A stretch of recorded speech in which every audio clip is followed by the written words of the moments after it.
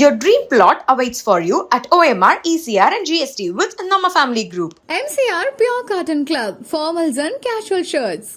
சன்லேண்ட்ல சமைச்சா சக்தி தானா வரும். 6000 கோடி ஒதுக்கியிருக்காங்க. ஆனா 1000 கோடி மட்டும் தான் செலவே பண்ணிருக்காங்க. தமிழ்நாட்டுக்காக தில்லா கர்ஜனை செஞ்ச விஜய் வசந்த் எம்பி, நம்ம கன்னியாகுமரி நாடாளுமன்ற எம்பியான விஜய் வசந்த் தமிழ்நாட்டுக்காக இப்போ குரல் கொடுத்திருக்காரு. ஆமா, தமிழ்நாட்டுல ரயில்வே பணிகள் எல்லாமே தாமதமா நடக்குது. அதை சீக்கிரமா விரைஞ்சு முடிக்க நடவடிக்கை எடுக்கணும் அப்படின்னு கோரிக்கை வச்சிருக்காரு. முக்கியமா 6300 கோடி இதுக்காகவே ஒதுக்கியிருக்காங்க. ஆனா 1000 கோடி கிட்ட தான் செலவே பண்ணிருக்காங்க அப்படின்ற மாதிரி ஒரு குற்றச்சாட்டை முன் வச்சிருக்காரு. இப்போ இவரு பேசின இந்த ஒரு ஆடியோ தான் சமூக வலைதளங்கள்ல வைரல் ஆயிட்டு வருது. இதை பத்தின உங்களுடைய கருத்துக்களை எங்க கூட ஷேர் பண்ணிட்டு போங்க. கடந்த நிதியாண்டில் கிட்டத்தட்ட 6300 கோடியை ரயில்வே பட்ஜெட்டில் தமிழகத்துக்கு ஒதுக்கியதில் வெறும் 1500 கோடி மட்டுமே செலவிட்டுள்ளார்கள். தமிழகம் எங்குமே ரயில்வே பணிகள் மிக மிக மிக மிக மந்தமாக நடந்து கொண்டு இருக்கிறது. இது மத்திய அரசு உடனடியாக இந்த வேலைகளை வேகப்படுத்துவதற்கு முயற்சி எடுக்க வேண்டும் என்று கேட்டுக்கிறோம். ஏன்னா தமிழக மக்கள் பெரும்பாலான ஒரு கன்னியாகுமரி மாவட்டத்தை பொறுத்தவரை ரயிலில் பயணம் செய்யக்கூடியவர்கள். அவர்களுக்கு இன்னும் இந்த டபுளிங் ஒர்க் ஒன்றும் முடியாமல் இருக்கிறது.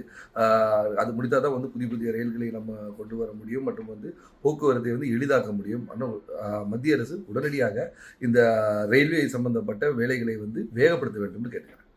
பிரசன்ஸை இந்த ஃபீல்டில் காட்டிக்கணுன்ற ஒரு எண்ணம் இருந்துகிட்டே இருந்தது. அதுதான் தவிர நம்ம ஒரு பெரிய ஸ்டார்டம் இதை எதிர்பார்த்து பண்ணலை. இப்போ இந்த இதுவே ரெக்கக்னைஸ் பண்ணியிருக்காங்கன்னா அது நேரில் பெரிய விஷயம் தான் சொல்லுவேன். இப்போ தந்தையோட மறைவுக்கு பிறகு அந்த டைம் பேசினாங்க. ஸோ அந்த குடும்பத்துக்கு தான் நாங்கள் சில விஷயங்கள் பண்ண வேண்டியது இருக்குங்கிற மாதிரி காங்கிரஸ் சில தலைவர்கள் பேசினாங்க.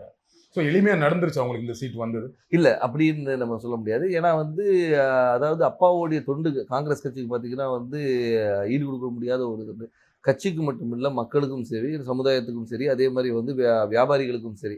ஸோ அவங்களோட ஜேர்னி ஒரு பெரிய ஜேர்னி. அவங்களுடைய கனவு ஃபுல்ஃபில் ஆனது 2019 ஒரு எம்பி ஆகி அவங்களுடைய அந்த டேர்மை முடிக்க முடியாமல் அவங்க கொரோனாவால் பாதிக்கப்பட்டு இறந்துட்டாங்க. இதில் என்னன்னா அந்த டைமில் தான் எனக்கு அப்பாவோட கனவுகளை நிஜமாக்கணும். ஏன்னா அது வரைக்கும் இருக்கும்போது நம்ம ஒரு ஃப்ரண்ட் ரன்னராக இல்லவே இல்லை. நான் அரசியல்னாலும் அப்பா கூட ஈடுபாட்டில் இருந்தேன். நான் ஃபர்ஸ்ட் அப்பா மேயர் எலெக்ஷன்லேருந்து கேம்பெயின்ஸ் போயிருக்கேன். அப்போ காலேஜ் ஸ்டூடெண்ட் நான். ஸோ அந்த மாதிரி நம்ம பிஹைண்ட் இதில் அப்பா இப்படி பண்ணலாம்ப்பா அப்படி பண்ணலாம்ப்பான்னு கன்னியாகுமரி வரும்போது நாங்கள் ரொம்ப இன்வால்வாக இருந்தோம். ஃபார் எக்ஸாம்பிள் பார்த்தீங்கன்னா நோவல் டாட்டா அவர்களை பார்த்து டிசிஎஸ் கொண்டு வரணும்னு கேட்டோம். அதே மாதிரி ஒரு ஜப்பான் நிறுவனத்தோட கடல் சீற்றத்தை எப்படி பண்ணலாம்னு பேசணும். அப்பா முயற்சி எடுத்து ஏர்போர்ட்டே வர ஃபீஸிபிலிட்டி இல்லைன்னு சொல்லும்போது ஒரு எக்ஸ்பர்ட்ஸை கூட்டு அவங்கள டெல்லி கூட்டு போய் வாங்கி எஸ் இஸ் ஃபீஸிபிள்னு சொல்லி ஃபர்ஸ்ட் ஃபேஸ் பண்ணி செகண்ட் ஃபேஸும் ஓகே. ஸோ இந்த மாதிரி ஒரு விஷனோட போயிட்டு இருக்கும்போது திடீர்னு மறைந்த உடனே ஐயோ அது பண்ண வேண்டிய கடமை நம்மளுடைய கடமைன்னு நான் சொல்லுவேன். ஒரு தந்தையை விட்டு போன பணிகளை மகனாக செய்ய வேண்டியது. அது குடும்ப ரீதியாகவும் சரி, வசந்தன் கோவா இருந்தாலும் சரி, சமூக பணியாக இருந்தாலும் சரி இது எனக்கு செய்ய வேண்டிய கடமைன்னு தான் எடுத்து உங்களுக்கு அந்த கடமையை அதை நம்ம பண்ணணுங்கிற ஒரு ஆசையும் கடமையும் இருக்கு. பட் கட்சிக்குள்ள அதை முழுமையா ஒத்துக்கிட்டாங்களா? கட்சிக்குள்ள முழுமையா ஒத்துக்கிட்டாங்கன்னா நான் மறைந்த பின்பு நான் உள்ள வரல. அதுக்கு முன்னாடி ஏஐசிசி மெம்பரா இருந்திருக்கேன், ஆர்ப்பாட்டங்கள் கலந்துருக்கிறேன், நிகழ்ச்சிகளில் கலந்துருக்கேன். ஏன்னா அப்பா ஃப்ரண்ட் ஹேண்ட் இருந்தாலும் நம்ம தெரியல. நிறைய பேர் கேட்டாங்க நீங்க கட்சியில என்ன இருந்தீங்க சார், நான் இதுல இருந்த பாருங்க அப்படின்னு. ஓகே நீ இருந்திருக்கீங்களான்னு ஒரு இது அப்பா மறைவு பின்பு நம்ம தெரிஞ்ச உடனே ஒரு லைம் லைட்ல வந்த மாதிரி. நடுவுல கார்த்தி சிதம்பரம் அவர்கள் கன்னியாகுமரி தொகுதிக்கு பிரியங்கா காந்திக்கு விருப்ப மனு கொடுத்தாரு இல்லையா? அப்ப எப்படி இருந்துச்சு அது? அப்ப எனக்கு என்ன தோணுச்சுன்னா, ஓகே கட்சிக்குள்ள அதுக்கு முன்னாடியே பேசிட்டு இருந்தாங்க, விஜய் வசந்துக்கு தான் தொகுதி கொடுக்க போறாங்க அப்படின்னு பேசிட்டு இருக்கும்போது இந்த ஒரு நிகழ்வு நடந்தது.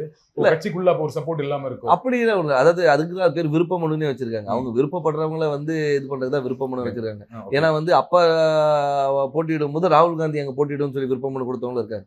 ஸோ அதனால அந்த விருப்பத்தை ஒரு அகில இந்திய தலைவர் நம்ம தொகுதியில கன்னியாகுமரி காங்கிரஸோட கோட்டையாக இருந்த ஒரு காமராஜர், குமரி அனந்தன் இவங்க எல்லாம் வெற்றி பெற்ற ஒரு டென்னிஸ் எல்லாருமே வெற்றி பெற்ற ஒரு காங்கிரஸோட இதா இருந்தனால அந்த ஒரு பலம் இருக்கிறதுனால பண்ணா நல்லா இருக்கும்ன்ற ஒரு இது. இப்ப சீட் கொடுத்தாச்சு, எந்த அளவுக்கு நம்பிக்கையா இருக்கீங்க? ரொம்ப நம்பிக்கையா இருக்கு. மக்கள் என்ன ரெஸ்பான்ஸ் சொல்றாங்க? மக்கள் ரெஸ்பான்ஸ் ரொம்ப நல்லா இருக்கு, ரொம்ப நல்லா இருக்கு. அதே மாதிரி என்னன்னா ஆதரவும், அதாவது முதற்கண் கட்சியோடைய ஸ்ட்ரென்த்தும் எங்களுடைய கூட்டணியோடைய பலமும், அதுபோல் அப்பா விட்டு சென்ற பணிகளும், அதுபோல் ராகுல் காந்தி அவர்களுடைய வருகை அது அந்த கரெக்டாக அந்த மார்ச் 1 வந்தது ஒரு பெரிய எழுச்சியை கொடுத்தது.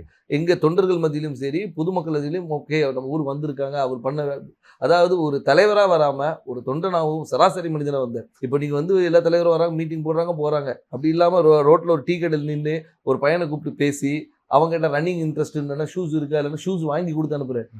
ஸோ இந்த மாதிரி ஒரு இதுக்கு பர்சனல் கனெக்ட் திடீர்னு போயிட்டு ஸ்கூலில் போய் தண்டல் எடுக்கிறாரு, இன்ட்ராக்ட் பண்ணுற ஸ்டூடெண்ட்ஸோட. அதே மாதிரி பார்த்தா இது முந்தின இதில் பார்த்தா நெசவாளிகளும் சரி, விவசாயிகள் இன்ட்ராக்ஷன், மீனவர்கள், அந்த மாதிரி எல்லாரோட கனெக்ட் பண்ணும்போது வந்து நம்மளோட ஒருத்தர் அவர் அப்படின்ற ஒரு அஃபினிட்டி வருது. அது போக மட்டும் இல்லாமல் இப்போ ஆளுகின்ற பிஜேபி அரசு மீது உள்ள எதிர்ப்பும் அதிருப்தியும் கூட ஒரு பெரிய பலமாகும். கன்னியாகுமரியில பிஜேபிக்கு கொஞ்சம் ஸ்ட்ராங் இல்லையா? பொன்னார் அவர்கள் ரொம்ப ஸ்ட்ராங்கான கேண்டிடேட் தான் இல்லையா? அதை மறக்க முடியாது. கண்டிப்பா அதை நம்ம மறுக்க முடியாது. நம்ம வந்து அதாவது பிஜேபி தரப்பில் திரு பொன் ராதாகிருஷ்ணன் அவர்கள் வந்து ஒரு 2 முறை எம்பியா இருந்தவர் தான், ஒரு பெரிய வேட்பாளர். ஆனாலும் எங்களுடைய கூட்டணி, அதாவது எங்கள் திமுக சார்ந்த கூட்டணி வந்து மிக பலமான கூட்டணி சொல்லலாம். அது வந்து திமுக மட்டும் இல்லாமல் எங்களை சார்ந்து இருந்த மதிமுக, அதுக்கு ஒரு விடுதலை சிறுத்தைகள், அதுக்கு ஒரு முஸ்லீம் லீக், அதுக்கப்புறம் மனிதநேய மக்கள் கட்சி, இது எல்லாமே பார்த்தீங்கன்னா வந்து எங்களுடைய ஒவ்வொரு பேஸையும் கவர் பண்ணுது. அதாவது ஒரு முஸ்லீம்ஸ் கவர் பண்ணுது, திமுகவோட ஸ்ட்ராங் ஹோல்டு, மதிமுகவோட ஸ்ட்ராங் ஹோல்டு, அந்த மாதிரி வந்து எல்லா பாக்கெட்டும் கவர் பண்ணி எங்களோட ஸ்ட்ரென்த்தை வந்து நான் இன்னும் மொபிலைஸ் பண்ணி வச்சிருக்கோம். ஸோ இப்போ பார்த்தீங்கன்னா வந்து இது வந்து எங்களுடைய ஷோர் ஷாட் விக்டரின்னு சொல்லலாம். ஸோ உங்கள் கூட்டணியோட ரொம்ப ஸ்ட்ராங்காக இருக்குது, அந்த கூட்டணியை ஒரு பெரிய வெற்றி தேடித்தரும்னு சொல்கிறீங்க. கண்டிப்பாக திரு வசந்தகுமார் அவர்களுக்கு கன்னியாகுமரி தொகுதி மக்கள் வாக்களித்தாங்க. ஏன் விஜய் வசந்த் அவர்களுக்கு வாக்களிக்கணும்? ஏன் உங்களுக்கு வாக்களிக்கணும்?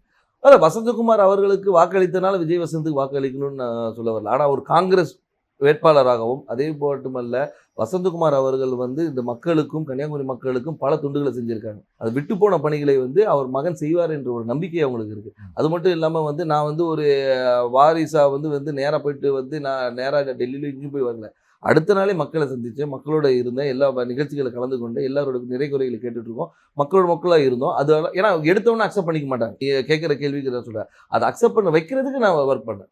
ஸோ அதனால வந்து அப்பாவுடைய இடத்தை வந்து மகன் வந்து நிரப்பாரு என்ற நம்பிக்கையை அவங்களுக்கு கொடுத்தேன். அந்த நம்பிக்கையை வந்து எல்லார் மேலேயும் பெருசாகவே இருக்குது. அதனால வெற்றி வாய்ப்பு ரொம்ப நல்லது. குமரி மாவட்டத்தில் வரீங்க, ரொம்ப படித்த மாவட்டம், ஆனால் அங்கே நிறைய பிரச்சனைகளும் இருக்குது. அதை கரெக்டாக ஐடென்டிஃபை பண்ணியிருக்கீங்களா? என்னென்ன திட்டங்கள் வச்சுருக்கீங்க? கண்டிப்பாக. அதாவது வந்து நீங்கள் கன்னியாகுமரியை பொறுத்த வரைக்கும் பார்த்தீங்கன்னா வந்து இந்த மிக்ஸ் ஆஃப் ஆல்னு சொல்லலாம்.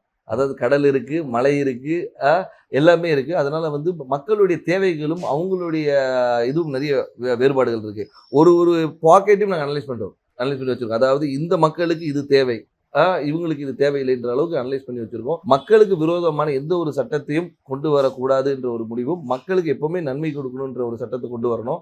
அவங்க மக்களுடைய வாழ்வாதாரத்தை உயர்த்துற அளவுக்கு என்ன செய்யணுமோ அந்த திட்டங்களை கொண்டு வந்து. எனக்கு தெரிஞ்ச வரைக்கும் குமரி மாவட்டத்தில் வாழ்வாதாரம் ஓரளவுக்கு நல்ல வாழ்வாதாரம் இருக்கும். எல்லாமே படித்தவங்களா இருப்பாங்க, வேலையில் இருப்பாங்க. ஆனால் என்னன்னா அங்கே என்ன வேலை கிடைக்குன்னா, ஒன்று படித்து முடிச்சா டீச்சர், பெண்களாக இருந்தால் நர்ஸு, அப்படி இல்லைன்னா இப்போ ஒரு சமீப 10 வருடங்களாக சாஃப்ட்வேர் இன்ஜினியர் நிறைய பேர் வந்து சென்னையில் வேலை பார்க்குறாங்க, ஃபாரின் போவாங்க, கப்பல் போவாங்க, இந்த மாதிரி வேலை செய்வாங்களே தவிர மாவட்டத்துக்குள்ள வேற என்ன வேலை வாய்ப்புனா எதுவுமே பெருசா கிடையாது. ஃபேக்டரிஸ் கிடையாது, சாஃப்ட்வேர் கம்பெனிஸ் கிடையாது. அப்போ அதற்கான திட்டங்கள் என்ன? அதற்கான திட்டங்கள் நிறைய கொண்டு வர திட்டங்கள் நிறைய இருக்குது. ஏன்னு சொல்லிங்கன்னா வந்து நீங்கள் சொல்கிற ரிக்குவயர்மெண்ட்ஸ் மட்டும் பார்த்தீங்கன்னா வக்கீல்களும் நிறைய இருக்காது, டாக்டர்ஸ் நிறைய இருக்கிறாங்க. நீங்கள் சொன்ன அது நர்ஸ் டாக்டர்ஸ். அது மட்டும் இல்லாமல் வந்து லிட்ரஸி ரேட் அதிகம் இருக்கிறதுனால வந்து இவங்க பல இடங்களில் ஸ்ப்ரெட் பண்ணியிருக்கிறாங்க. ஸோ அது மாதிரி தொழிற்சாலைகளை கொண்டு வரது வந்து ஒரு சில பாக்கெட்டில் கொண்டு வரலாம். இப்போ பார்த்தீங்கன்னா நீங்கள் தொழிற்சாலைகள் வந்து ஒரு இடத்துல கூட, அதே மாதிரி கடற்புற கதை வந்து டெவலப் பண்ணுறது என்னென்ன கொண்டு வரணும். ஸோ தொழிற்சாலை கொண்டு வருது. அதனால வந்து ஒவ்வொரு ஊர் இப்போ பார்த்தீங்கன்னா ரப்பர் ஃபேக்ட்ரி இருக்காங்க, ரப்பர் ஃபேக்ட்ரியை வந்து நம்ம டெவலப் பண்ணலாம். ஸோ வந்து அது மாதிரி தொழிற்சாலை நிறைய இருக்குது. அதே மாதிரி வேலை வாய்ப்பு திட்டங்களும் நிறைய கொண்டு வரலாம். நம்ம என்னென்னா நம்ம மக்கள் என்னென்னா இங்கே இருக்கிற மக்கள் எல்லாமே பாதி பேர் வெளியே தான் இருக்கிறாங்க. இப்போ இந்த கொரோனால தான் நமக்கு தெரிஞ்சு பாதி பேர் ஊரில் இருக்கும். இவ்வளோ பேர் வந்து நம்ம ஊரை சார்ந்தவங்க இந்த தமிழ்நாடு முழுக்க இருக்காங்கன்னு தெரியுது. Your dream plot awaits for you at OMR, ECR and GST with Nama Family Group. MCR Pure Cotton Club, formals and casual shirts. சன்லேண்ட்ல சமைச்சா சக்தி தானா வரும்.